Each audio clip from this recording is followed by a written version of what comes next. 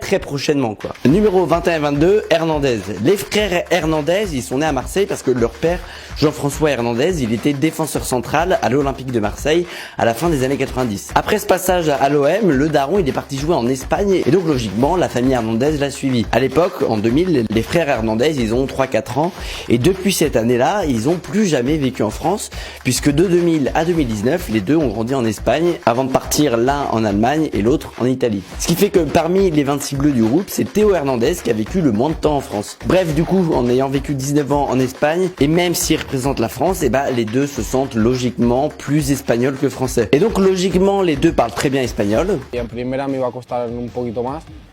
Pero bueno, según han pasado los partidos, la verdad que me ha adaptado muy bien. Et à l'inverse, quand il parle français, je savais pas, mais en fait, il galère pas mal. Alors Lucas, ça va, il a un petit accent quand même. Mais bon, Théo, on sent vraiment qu'il galère. Non, nous là, on pense surtout au match qu'on a mercredi.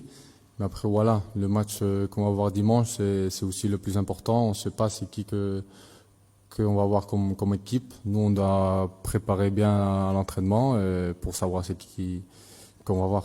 Numéro 23, Areola. Alphonse Areola, comme tout le monde, il a son métier d'un côté et ses passions de l'autre. Son métier, c'est le foot et sa passion, c'est pas le foot du tout. Dans une interview pour Canal+, il a avoué que c'était pas un expert ni de l'histoire ni de l'actualité du foot. Quand je sors de l'entraînement, tu peux me parler de football, je ne connais rien. Ça m'est arrivé souvent aussi de m'endormir devant des matchs. Ma femme connaît plus les résultats de foot que moi. Est-ce que vous, ça vous choque? Moi, je sais pas. Ça peut paraître surprenant. Après, il y a plein de gens qui aiment pas le métier qu'ils font. Donc pourquoi est-ce que ça pourrait pas être le cas pour un footballeur? Après tout, s'il a le niveau et qu'il peut se faire un max de thunes, même s'il aime pas forcément ça, autant qu'il le fasse. Après, c'est vrai que pour le coup, Alphonse, il connaît vraiment rien. Eric Bailly, Zlatan, David Beckham.